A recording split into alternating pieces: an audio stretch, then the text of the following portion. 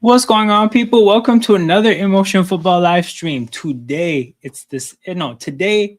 Wait, no. This is the second stream of today. I talked about the quarterbacks earlier today, and did a little prediction. Check that out on the channel if you haven't already about where every quarterback is going to end up in free agency.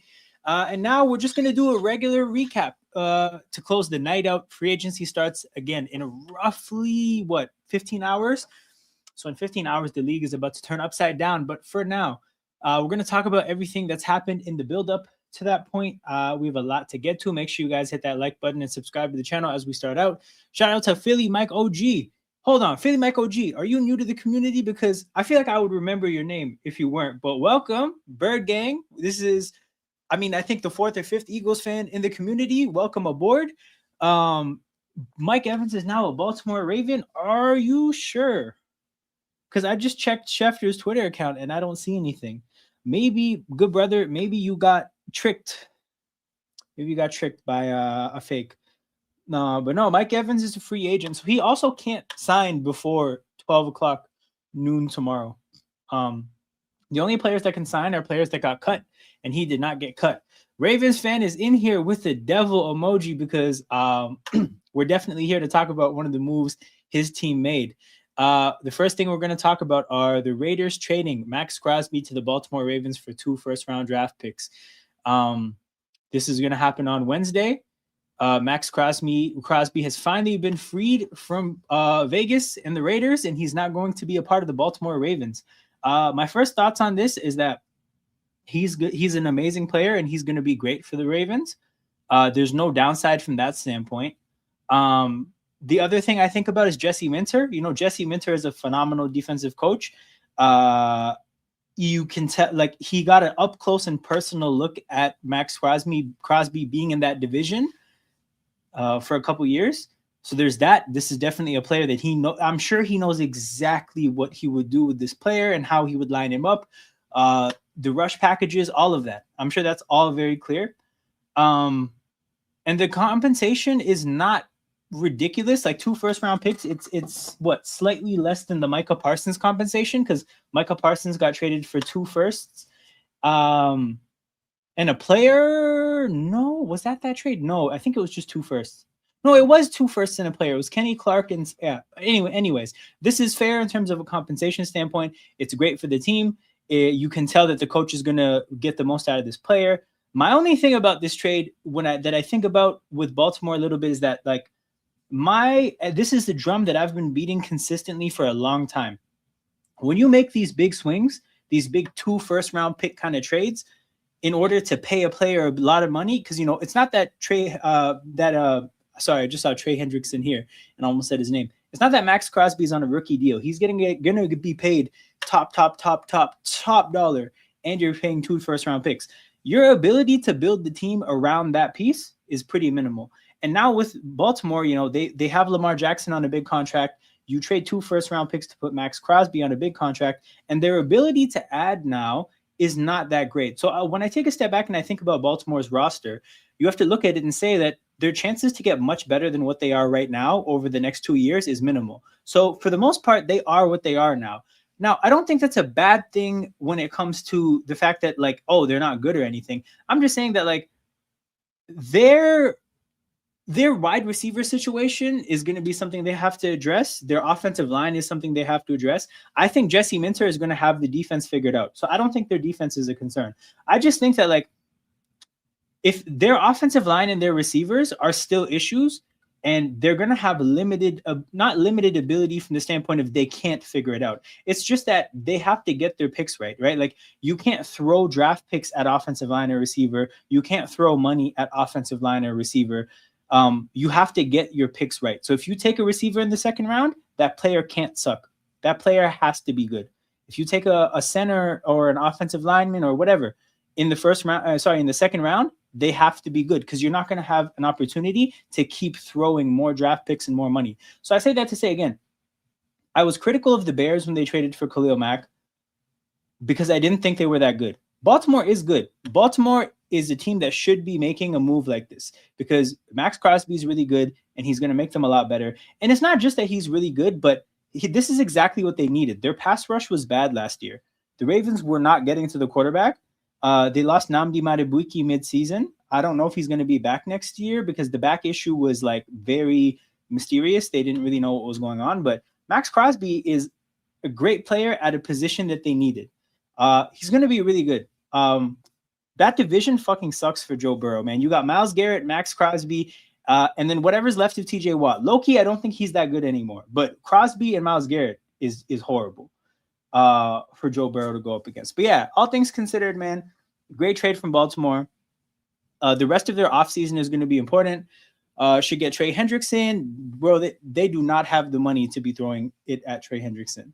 Are going to restructure his contract. Yeah, no, that's good and fine, but restructuring a deal is like accounting basically, right? It's like you're taking money from this year and throwing it into future years. You still have to think about, all things considered, how much money they can afford to throw at a roster. And especially if they re-sign Linderbaum, if they pay Linderbaum top dollar, they're paying Crosby big money, they're paying Lamar big money. Yeah, it's just like you're gonna have to have some cheap players at some key positions, which is fine, by the way, because every Super Bowl team has some cheap players at key positions. They just have to get the evaluations right. He'll be back. Okay, see, you have him on the inside and Crosby on the outside. That's a hell of a duo. But those are some great players right there. But no, very solid move for Baltimore. For the Raiders, it's the right move for them as well, because there's just no point in making Crosby get old on Vegas. There's no point at all. They got 2 first-round picks. One of them is 14th overall. I think the next pick won't be that high. It'll probably be mid-20s and later. But no, 14th overall and another first-round pick is very, very solid for Max Crosby. You know, they have they're going to be able to take their time. They have a young coach now. They have a young GM. I still don't. That's not me saying they're going to get it right, because I don't trust the Raiders at all. But like I said, what the hell were they going to do with just having him getting old on their team? There's no point. So you may as well trade him, get 2 first-round picks, see what you can do building around Mendoza, because we all know that's going to happen. Big up, Leon. Good to see you. Trey Hendrickson to the Ravens. I just don't think they have the money to be throwing it at edge rusher after this, when they still have to get a receiver and a couple offensive linemen to the team. Sounds good, Caden. We'll see you in a second. Okay, so to move past that trade, the next big move to talk about, how far back do I want to go? The next big move, I think, is this one. The Bills paying Connor McGovern. That's a pretty solid contract to give a player. I think he's a steady player. But this is just Joe Brady keeping an offensive lineman that he had on his team last year. Obviously, Joe Brady would be familiar with him. Their rushing attack was really good. Josh Allen, I think, for the most part, wasn't like under fire all year. So I imagine this guy's decent, and they kept him. So Bills avoid losing a starting lineman. The money is pretty regular, $13 million a year. I think Linderbaum's going to get like close to 20. So not close to the top of the market. That's pretty solid here. The Eagles extended Jordan Davis 3 years, $78 million. This one's interesting because Jordan Davis had such an amazing year last year, but before that, I wouldn't say that he was the most productive player. So this is very much a bet on this last year's production being the reality of who he is. And I think a big part of why this is happening is because of what happened with Milton Williams. Ironically, Leon is in the chat for me to talk about this, but basically Milton Williams was building, and he had one really good year before the Eagles won the Super Bowl. And Milton Williams basically wanted top dollar. The Eagles said, that's a little too rich for us. They let him play into the last year of his contract, and he balled out. Last year of his contract, we won the Super Bowl. He played amazing. And as a result, he went to free agency and literally became the highest paid Patriot ever. So I think we kind of like coming off of that, we're in another situation where it looks like we have a young defensive tackle that's about to develop into a great player, not letting him get to free agency again and risking the same thing happening. So Jordan Davis gets wrapped up. I'm happy with that because he seems like a great locker room guy. He was a great player last year, and I'm pretty happy with him being back on the Eagles. Wait, I just realized if we got to Jordan Davis, there's one trade that got missed. What the hell, Shefty? Damn, okay. I'll have to go pretty far back for this. I talked about Dahlman and Daniel Jones, right? Dope. Okay. Trent McDuffie. Trent McDuffie has been traded from the Chiefs to the Rams. So Trent McDuffie, starting corner for the Chiefs, a very versatile player. You can play him in the slot, you can play him outside, you can move him all around. Clearly, cornerback one. This is not the first time that the Chiefs have traded a great player or a cornerback one, because they've traded Tyreek Hill for the sake of building a roster and not having a top-heavy 53-man roster. They've traded L'Jarius Sneed in the same from the same principles, and they're doing the same thing with Trent McDuffie. They can't afford to have too many big contracts, which is kind of like what I'm trying to tell Ravens fan. But like, yeah, when you have like a bunch of top contracts, you have to choose between other players who you pay. And unfortunately, the Chiefs just can't pay corners when that's a position that they're so good at drafting and developing, right? They had L'Jarius Sneed. Even before that, they had what? They went from Marcus Peters to L'Jarius Sneed to Trent McDuffie. They have some pretty good ability of replenishing the corner room. So for that reason, they traded him to LA. From LA standpoint, you have 2 first-round picks. You had a pretty strong need at corner. This is a great player, great young player that's going to be good for probably the duration of the 4 years of his contract. Again, 29th overall is a very obviously that's a pretty big price to pay, but you have a second first-round pick, so you're not going to be necessarily deprived. And this is basically the pick that they traded last year. Well, it's not. It's their pick this year. But if you think about it, right, they paid the price of having no first-round pick last year. It gave them 2 this year. And that luxury afforded them the opportunity to get Trent McDuffie. So I think they make those trades all day, every day, especially considering the player that got took with their draft pick last year. But yeah, the contract is huge, but that's just a part of what happens when you trade for a young player coming off of their rookie deal that looks great. He got $31 million a year this year. That's unreal money. But again, that's what happens when the agent negotiates with the team that just traded a first-round pick. Like, Trent McDuffie's agent is not going to let them off the hook. You just traded a first-round pick for my player. We know we have leverage over you in discussions, but big contract for McDuffie. Good trade for the Rams for sure. On the Chiefs side of things, again, that's a room they feel comfortable replenishing. They have other needs that they have to deal with. Like, they need to get better weapons. They need to get a better offensive line. They need to get a better pass rush. They just can't afford to pay top dollar at a position that they're good at replenishing when they need to be throwing resources at those other needs. So the Chiefs understandably moved past a player that did pretty great stuff for them. He obviously won 2 Super Bowls. But now he gets a chance to try to win another one in LA. On the Rams, when the Super Bowl's in LA, and I believe he's an LA kid himself. So a pretty cool opportunity for McDuffie. What else happened? Rashid Shaheed's a free agent. Some punter shit happened. Oh, DJ Moore. So DJ Moore got traded from the Bears to the Bills. This is one where I'm pretty supportive of the Ravens making their trade and the Rams making their trade. This is a trade that I'm not all that supportive of. I'm not a big fan of this move for Buffalo because I think that DJ Moore is not that great. Like, I think he's aged out of being a top player. We're going to look at his stats to kind of drive this point home. I am a human still.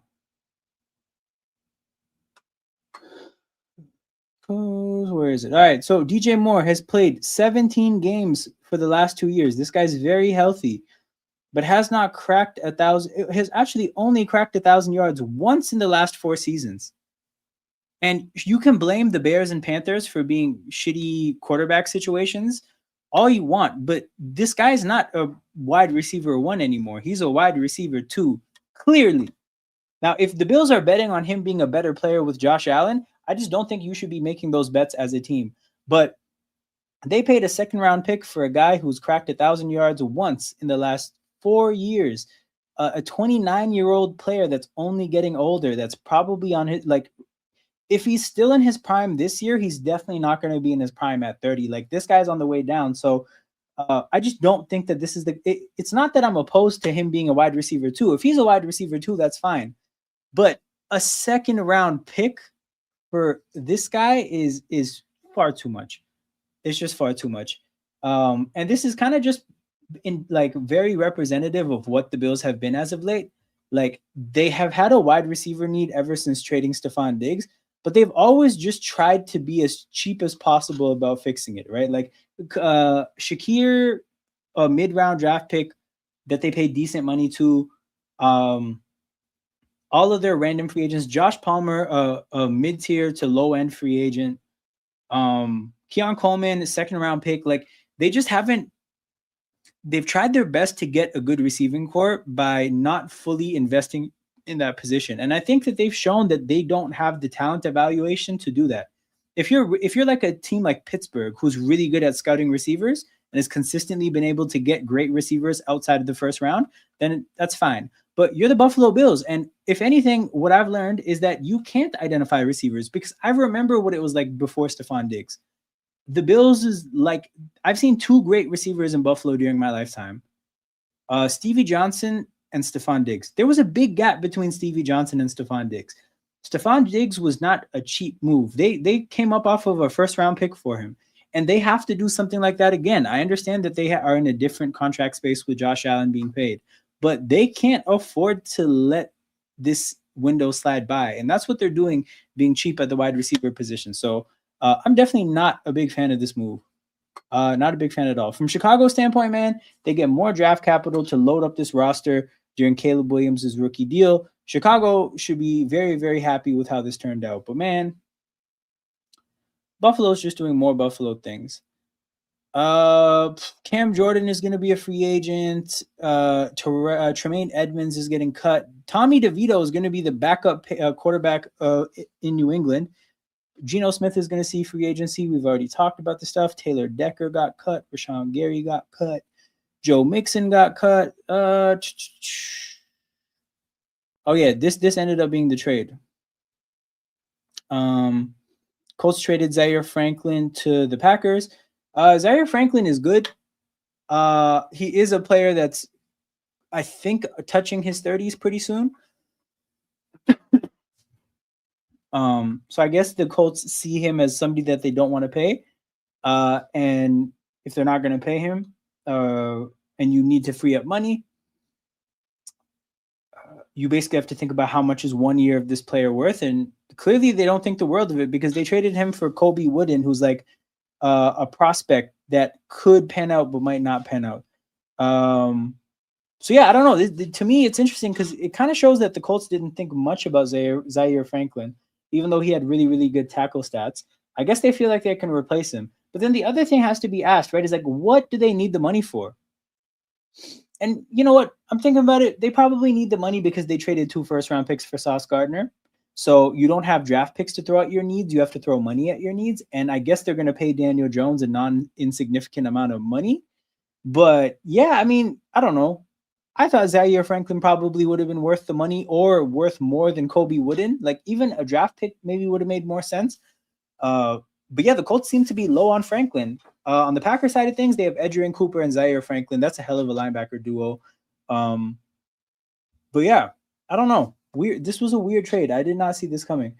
Joining the stream, I got Caden joining. What's going on, bro? What's going on? Sorry I was late. I was editing my last check-in video for the. All good, bro. All good, man. So I have the NFC and AFC division check-ins up there, and then I have a couple Madden videos I was filming. Oh, you got a whole rollout plan, man. Good for you. Yeah. And then so since I'm done with the check-ins, it's now just up to free agency and Madden and then Mendoza content. Mendoza content. Are you going to do any Mendoza impressions? Yes. Hell yeah. We need that. We need that. Any ideas of how the impression should be? You just got to watch videos and try to be just like him. Okay.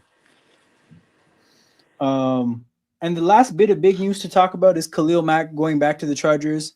They gave him a fully guaranteed 1-year deal for $18 million, which is pretty huge money, like more money than I expected them to give a 35-year-old. But I guess if you're Khalil Mack and you're threatening retirement, that's the kind of money you're going to force this organization out of. Yeah, I don't know. Like, I'm not impressed with the defensive coordinator hire that they got, and this kind of money suggests that they look at Khalil Mack as like a every down like he's their number one pass rusher, and like I don't think you can afford to throw many more assets to edge when you're paying one guy 18 mil.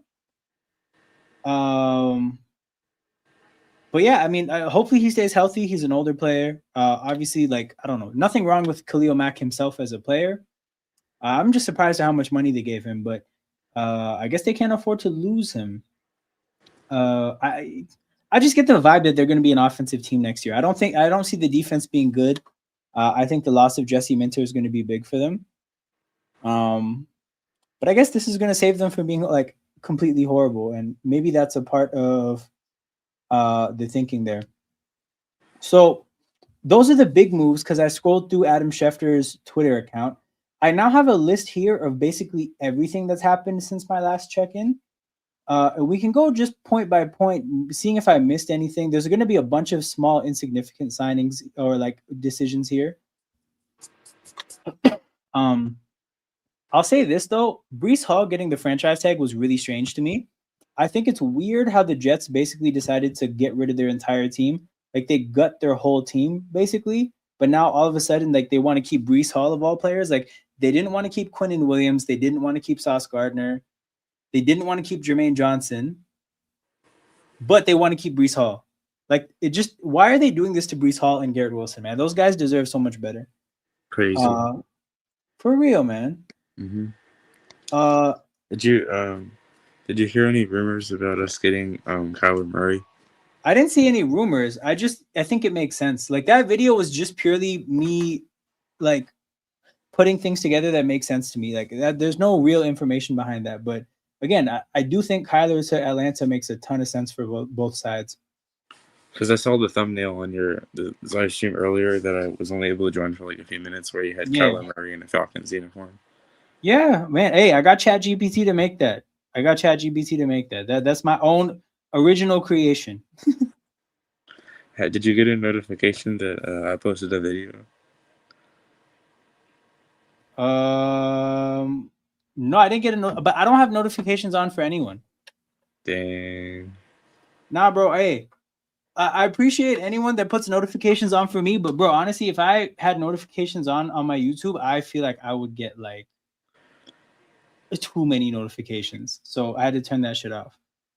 I get notifications from all my subscriptions. How many people are you subscribed to? Like 6 or 7.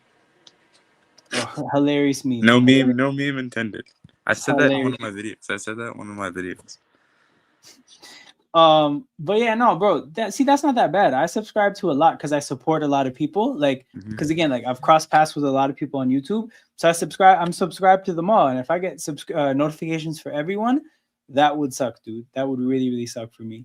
Well, the thing is about this, my subscriptions, like people post like at different days. They don't all post at the same time, like different weeks too. Oh, okay. So these aren't consistent posters then, I guess? Yeah, but sometimes that I have multiple like YouTubers that are live at the same time. Yeah. So say for instance you or like Tom Grossi or like some like Falcons chat sports or something like that. Yeah. I subscribe to a lot of Atlanta Falcons stuff, and then Tom Grossi, you, and then some other stuff. Yeah. So you talked about the Falcons getting Kyler Murray. What would you think if the Falcons got Daniel Jones? Isn't he injured though? He is, but he is a free agent still. Well, I don't want to have 2 injured quarterbacks on my team, so. See, that makes sense, right? So the Colts hit Daniel Jones with the transition tag, which basically means that if another team assigns him, they get the chance to match it. And if they match it, they get the player for sure. What I was thinking is that I think this is a really strange decision for the Colts, because I think everybody in Indy is on their like last opportunity. Like Steichen and Ballard are both getting fired if this year goes bad. because that's the case, I thought that they would try to get a quarterback that they can really rely on from week one. And I just think that making a point to bring back Daniel Jones when there's no guarantee that he's healthy for week one, and then when he is healthy, there's no guarantee he's 100%. In a year where you're basically do or die, I think it's really strange. I had the Colts as like a premier Kyler Murray team because I thought that they were going to need a dynamic talent from day one. Daniel Jones was good for the Colts last year, but I just don't know if we're going to get good Daniel Jones until like week 9 or 10, right? For him to get healthy and then get back into swinging things. So I'm pretty scared for the Colts. Like I think this is about to be a bit of a dumpster fire year for them. But the transition tag makes no sense for me. I can't understand that at all. Like they offer, like he can just sign the tag and get 38 million. So if you're going to give him this tag, you're basically saying you're going to give him more than 38 million, which is insane to me. But it looks like that's what they're going to do, and I don't know. I just don't get it. The Giants released Bobby Okereke. That's a bit surprising. He's not bad. Chargers released Mekhi Becton. Come back to Philly because why not? He initially was signed to the year we won the Super Bowl. He was signed to be a backup. Ended up taking a starting job. I would not mind him as a backup again. Cowboys did some restructures to be cap compliant. We already talked about the McDuffie trade. Oh, the Chiefs cut Jawan Taylor. Finally, man. Finally. That guy was so bad for them. Mm-hmm. They could really use an upgrade there. So he's finally unemployed. Max Crosby to the Ravens, guys. Mm-hmm. We already talked about that. Jonnu Smith to the Steelers. This never made sense to me why they got him in the first place because they have Darnell Washington and they have Pat Freiermuth. Like, I don't know why they felt like they needed a third tight end so badly. Maybe that's just Arthur Smith stuff. But I guess, Mike McCarthy, who's a normal person and a normal offensive coordinator, got him out of here because, again, you already have 2 good tight ends. So that makes sense. What's going on, Jared? Yeah. Hello. I can't be on long, so. Hey, so I went through all the big stuff already. So what I'm gonna do is I'm gonna wrap up all the small stuff worth talking about here, and then we'll circle back to any of the big stuff if you want. Darnell Mooney is gone. Oh, here's one. The Texans re-signed Trent Brown. So he got $7 million, which clearly isn't backup money, meaning that Trent Brown is going to start next year. Yeah. It looks like Houston is bringing back a lot of their offensive line from last year, which is a bit surprising because I thought that they would try to make significant upgrades. I don't know, man. Again, there's still more offseason left. They still could make some big moves. But if they just basically run it back with one new offensive lineman from last year, I don't think that's enough of an upgrade. We just lost Jared. Anyways, he's our Texans fan, our resident Texans fan, and he'll be back to chat about what he thinks about that move, or just generally the Texans offseason. But yeah, they made that move. Saints did their yearly restructures to get cap compliant, as always. Saints. Yep. Oh, Texans. Oh, they re-signed Danielle Hunter. That's another thing for Jared to talk about. Fuck. We'll see when he gets back. But look, 1 year, $40 million. That is huge money, and he's amazing, so it's worth it. But again, they have a lot of money to spend going into this year. They just paid Stingley. They got to pay Stroud and Will Anderson. Well, we did re-sign Darnell Hunter too for a 1-year deal, and Dalton Schultz. They extended him on a 1-year deal, so I think that means that they have him for 2 years of control now. Which is good. It makes sense. Like, he's an amazing player. But yeah, they're going to be spending a lot of money this year, which I think explains a part, like the offensive line spending so far, or just the fact that they're not making big splashes on the offensive line. But we'll see how that works. There's still some offseason. And then we released Joe Mixon. Yep. Oh, guys, while I have you here, next week. Yeah, next week. I'm gonna be streaming some March Madness games. Oh hell yeah, that'll be a lot of fun. Is there a particular? Is there like a particular team or like school you're looking to watch, or is it just all the big games? I guess I'll stream big games, but I'm probably gonna go for Georgia since that's my college team. So I'll go for them. But I'm probably gonna stream some whatever games are on CBS because that's like kind of the only ones I can get. Yeah. Because I don't have TNT. Okay, Like makes sense. who has TNT? And then I guess I'll probably stream the national championship too. Okay, sounds good. That depends on the trade. if is it the 6th of April, right? I think so. Okay, I might be out of town. We'll just have to see when that comes. What was that, Jared? Dude, trade that Adam Schefter just showed up before you went live, like 10 hours ago. Holy crap! Max Crosby to the Ravens. Yeah, we already talked about that. I'll circle back. Out of all the teams, the Ravens picked him up. Dude, King is living. I bet King is livid right now. I'm sure. I would have thought that and it only took him 2 first-round picks to get him. I mean, I would have thought Max Crosby would have went to the Bears or the Bills. Bears make sense because they have money. But I guess they wanted to hold on to their draft picks. I think Baltimore, they really just wanted to make a splash. So. But yeah, I'm also streaming the 3 days of the draft too. For sure. All right. So, generally, Jared, you think that if they come back next year, the Texans, right, with a slightly better offensive line, do you think that's good enough to compete? Yeah, I don't. Depends, because I think we finished second in the division, right? So we have to play all the second seed teams. So that means we got to play the Ravens, the Bills, all those other teams, like the Rams. Yep. So it's going to be rough. I haven't even looked at my opponents for the Falcons yet. Yeah, so I mean, I agree. I think that the Texans, they need to make more than minor upgrades to be good next year or to compete, especially because they signed David Montgomery, right? David Montgomery is the kind of running back that needs he needs at least some initial space to get ahead of steam, and then he can get some hard yards after that. But I think that they need more than just retaining Trent Brown.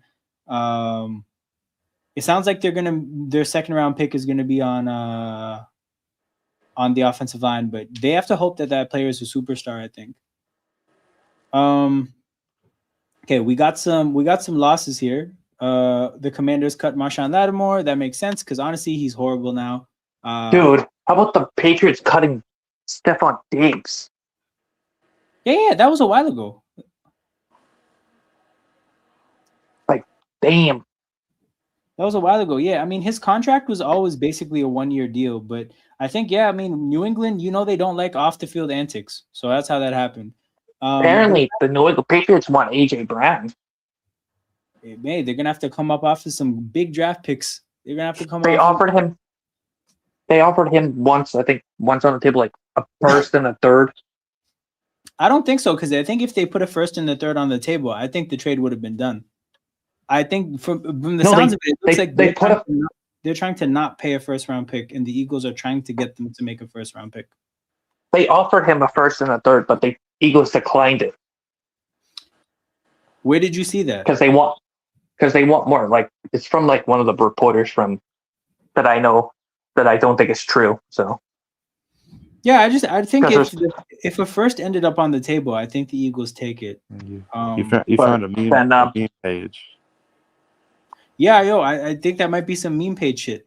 Then I saw another meme. Then I saw another meme page. That AJ Brown wants to be in Foxborough, which I don't believe that one bit.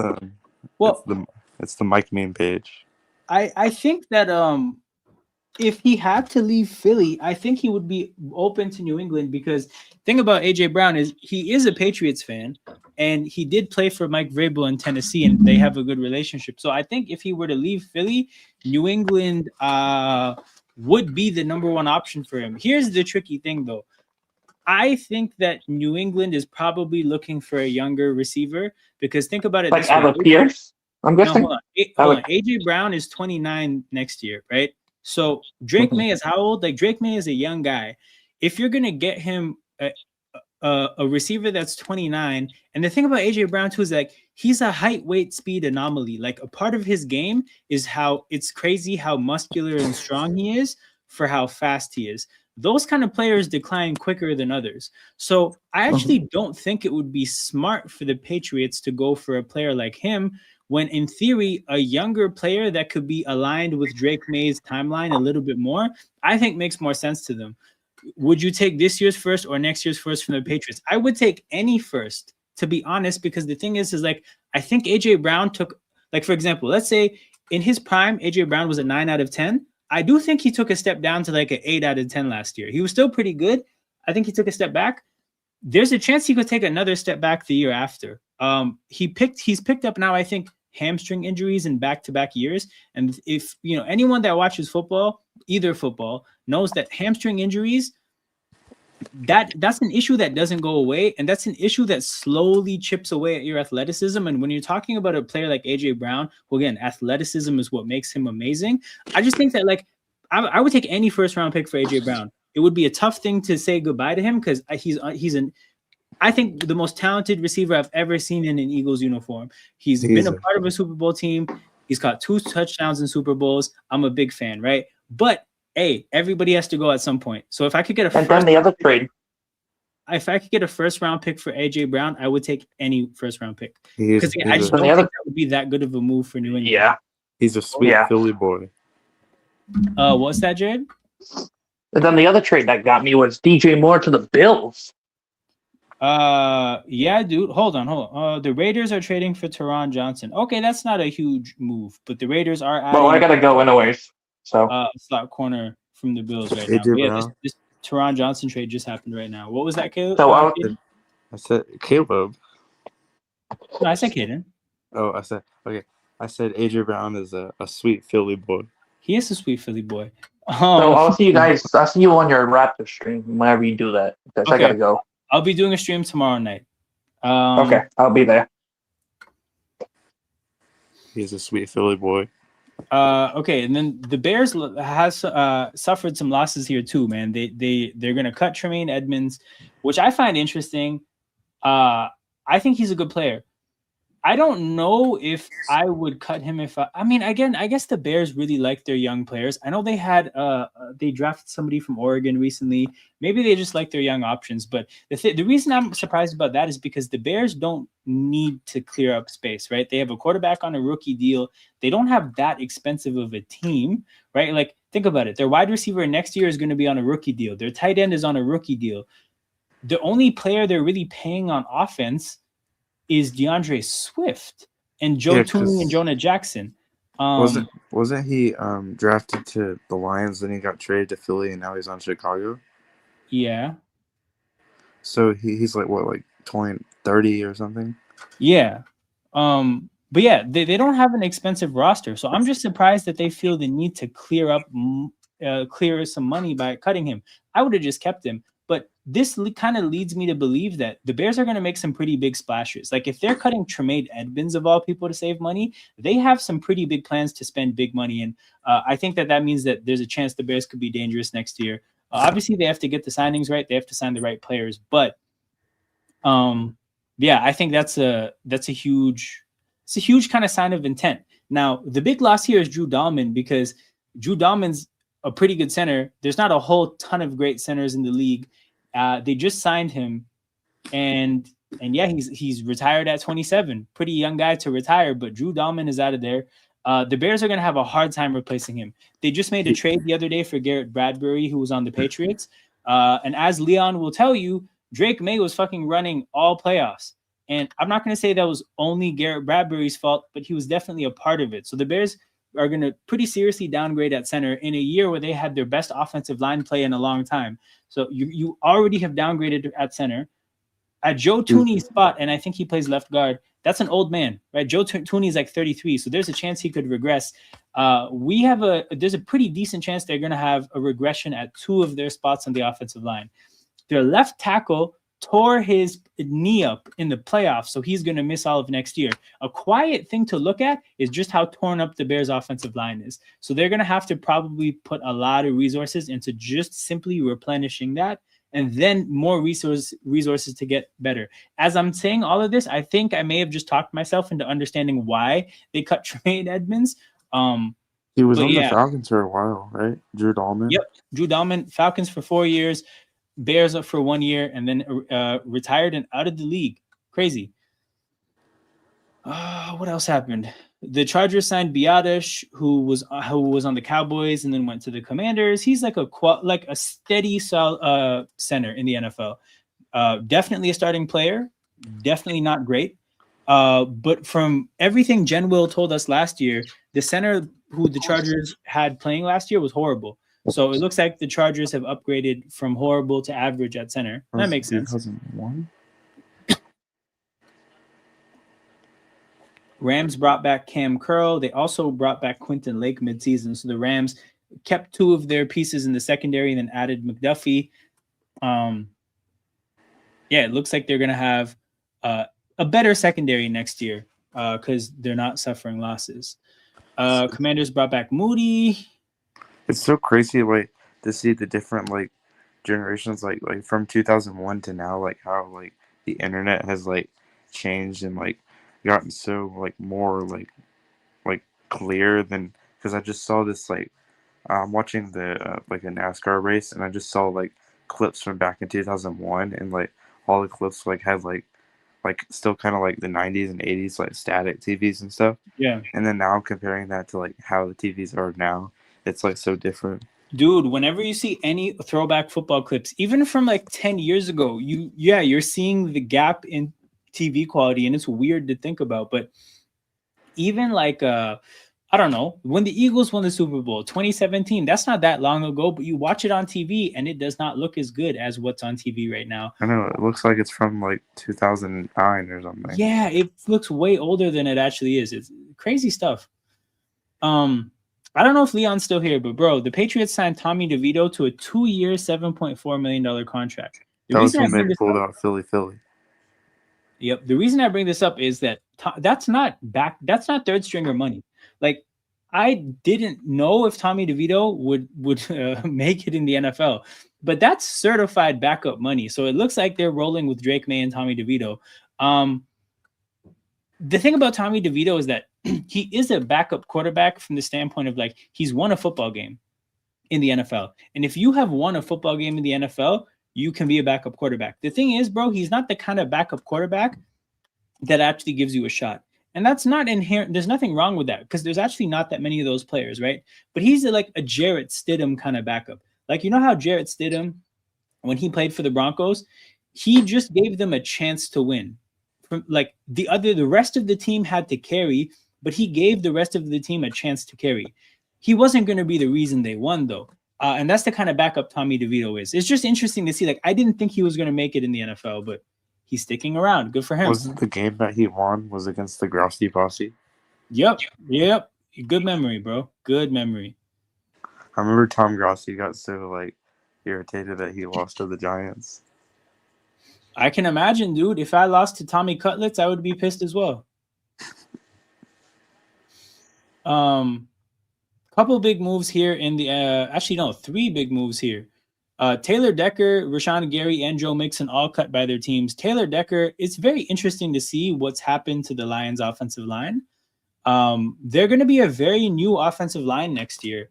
Penei Sewell being the only real carryover that people are familiar with, but you're going to see a lot of new faces in Detroit, and it's going to be the year that they got rid of Demo and they're paying Jahmyr Gibbs. Like, they just got a new offensive coordinator in. Like, there's a chance you see Detroit look pretty different from the standpoint that their offensive line isn't a strength anymore. And I just think that that'll make the run game really different, but noticeably it'll make the pass game all the more different because Jared Goff is not a mobile quarterback. He's one of the least mobile quarterbacks. So you put him behind a suspect offensive line and you might see the timing of the offense thrown off and his ability to make pinpoint accurate throws just completely taken away. So again, the Detroit, I still respect Brad Holmes. I think they can replenish the offensive line for sure. I just think it might take time. So Detroit's entering kind of a weird part here where, like, they've let a lot of their offensive line go. That's been good for them. And we'll see if they can replenish those pieces. Packers making a move that I guess is kind of like writing on the wall when you trade for a player like Micah. It's really hard to have two expensive defensive ends. Really, really, really hard. So Rashawn Gary probably had to go at some point. And it's happened this year. So we'll see what they can do if they draft another edge rusher or not. But Micah Parsons probably isn't healthy for the beginning of the year.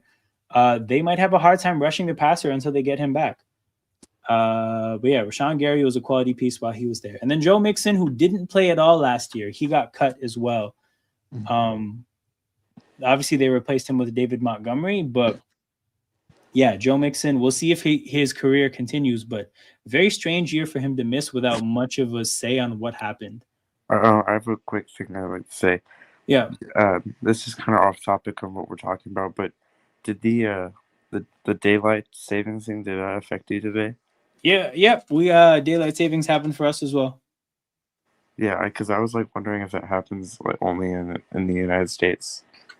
So it happens, you know what? It's going to start to happen less and less because a lot of governments around the world are wondering why it happens. But there's a state in the U.S. that got rid of it, and there's parts of Canada that are starting to get rid of it. But no, it's I think it's Idaho or something. Hold on, it's Arizona. It's Arizona. Yes. Okay.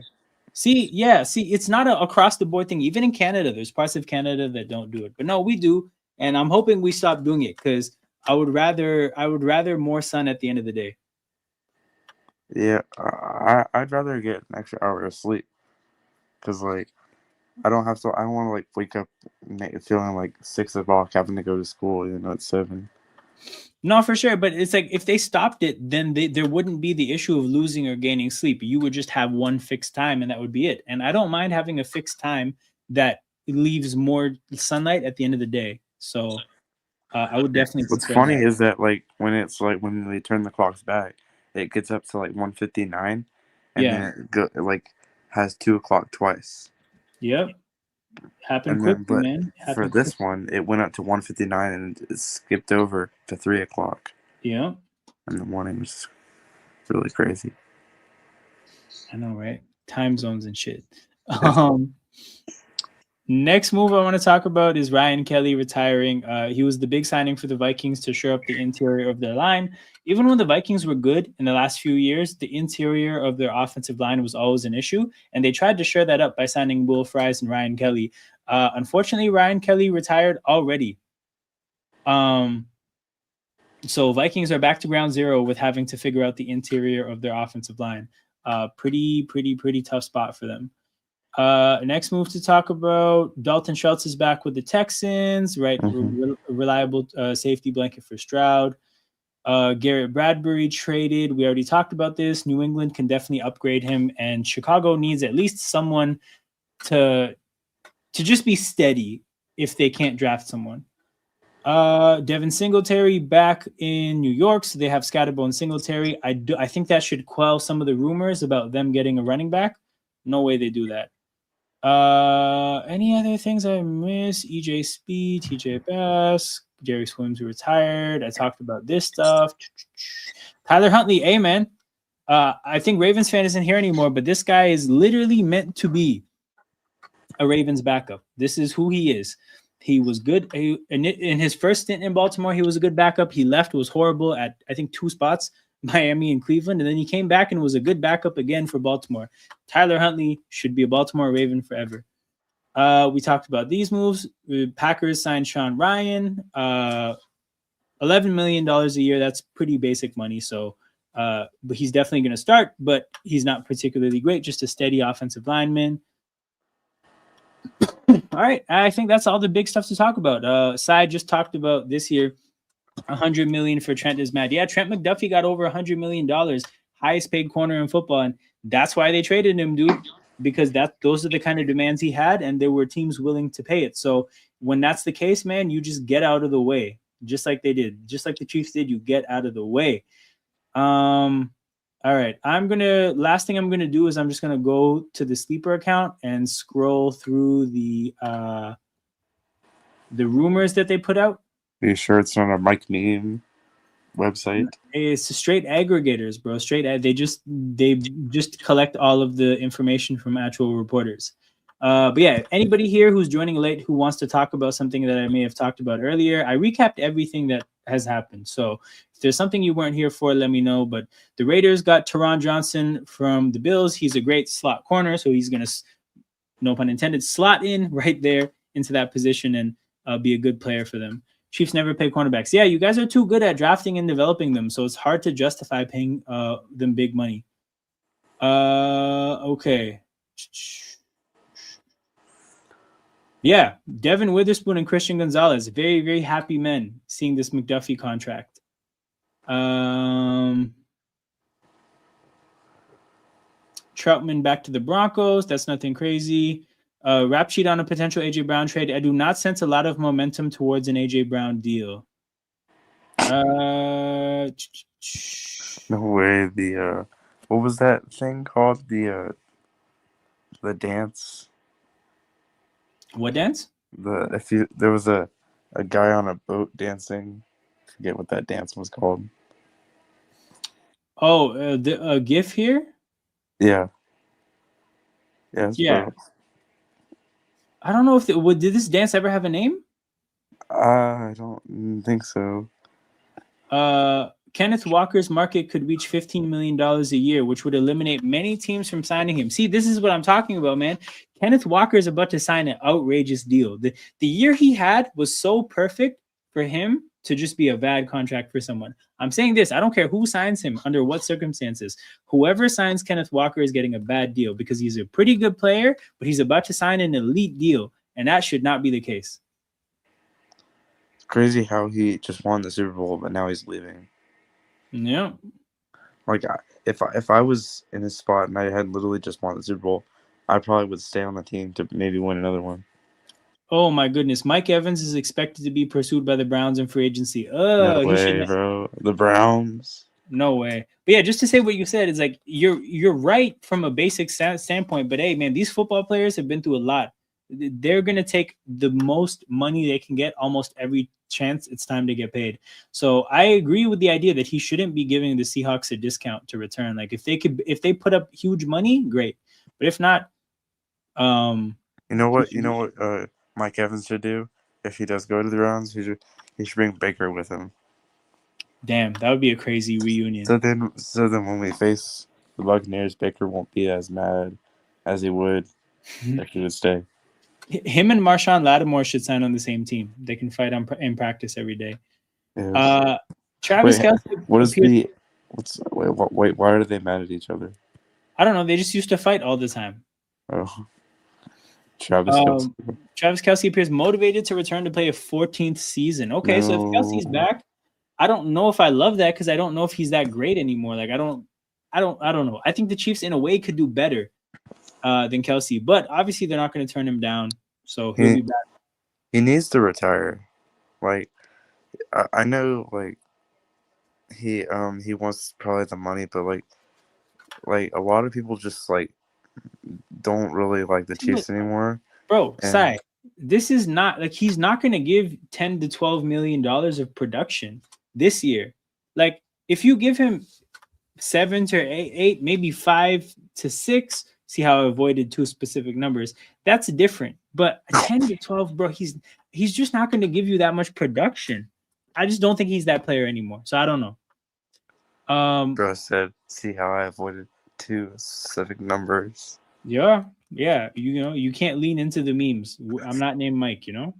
You could say no meme intended.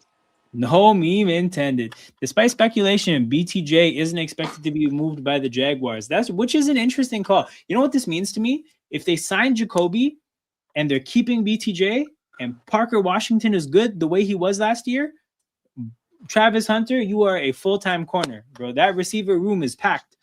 There's no room for Travis Hunter. Travis Hunter, you better learn DB, buddy. Because it's the opportunities are gone. Cam Jordan, this guy believes Cam Jordan could be a target for the Chiefs. He'd be a good player because he's a good player, but like, get rid of him. I don't want to face him twice. He should be, I don't think he should be. He would be an amazing backup. I don't know. He obviously been a starter his whole career, and he's probably still good, but it's just different. Like he's been playing on the Saints, so we may have not been able to see that he's not that great anymore. If he comes in as a backup, that'd be amazing. But I don't know. Let me rephrase that. They're actually called the Aints. The Aints. True. Or the Taints. This is basically saying apparently Kamara might not be on the Saints next year, Yes. which makes I sense. hope so. But Kamara haunted us with Drew Brees. Joe Flacco wants an opportunity to compete for a starting job. If he's a backup, he'd strongly consider a return to Cincy. Joe Flacco to the Chiefs would be fucking funny, dude. I think he would cook in an Andy Reid offense. Joe Flacco to the Chiefs. Geno Smith feels like an early favorite to the Jets. That's disgusting, dude. That's so trash. I can't believe you would want to go back there. Can't believe it. We're drafted there.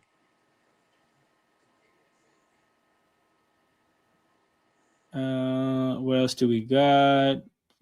Connor back to the Connor back to the Cardinals. There's a belief that Commanders will heavily pursue Linderbaum. Have the Browns already found their new coach yet, or no? Yeah, they hired him a long time ago. Oh, okay. Because I was gonna say that if they hadn't, I was gonna say that they probably should have hired Deion Sanders. Damn. So then he could see his son throw interceptions, because they have a lot in common with interceptions. That's true. He get a front row seat. Minnesota will be an option for hold on. Kyler Murray may visit with potential suitors before making a decision. Minnesota will be an option. The Colts and Falcons have talent and quarterbacks who might not be ready to start the season. That could become a factor for the quarterback as well. So seems to suggest that Kyler will be picking between Indy, Minnesota, and Atlanta. You guys already know where I see him ending up. But yeah, it makes sense. I hope he ends up in Atlanta. Bro, apparently Walker's going to get $15 million a year. Jalen Walker? No, Kenneth Walker. Oh. Did Caden Ellis, did he leave, or is he still on the team? It says here, free agent Caden Ellis has fans around the league, including the Niners and Browns. So he's going to be a free agent. We'll see what happens tomorrow. Clock is ticking on Trent Williams. All right, I think I got all the juicy bits of news, people. So we're going to wrap up this stream here. Shout out to everybody that's tapped in. Make sure you guys hit the like button and subscribe to the channel. Emotion Football. I will be back tomorrow as soon as I get home from work. So as soon as I get home from work, I'm going live, and I'll probably be live for like at least 1 hour, maybe two next tomorrow. We're going to talk about all the moves, and we're going to have a great time fleshing out everything that happened. I will be live on this upcoming Saturday to look over some free agency stuff. Yo, Sai, 10 million is the fair number for Walker, but bro, he just won a Super Bowl MVP. He's gonna get ridiculously overpaid. Like, he's gonna get a stupid contract. I'm telling you, whoever signs Kenneth Walker is getting a bad deal. But that's how I'm wrapping up the stream, people. Wait, what's up? Are you gonna be able to join that stream or no? Saturday? Yeah. No, I won't be there. Okay. I'm outside Saturday. I'm hitting the streets. Man, it has to be done. He's becoming homeless. Damn. It has to be done, people. But yeah, I'm out. I'm gonna see you guys tomorrow. Make sure you guys hit the like button and subscribe to the channel. I am out. Where's Goodbye. Where's Steven? Y'all take it easy. I'm out.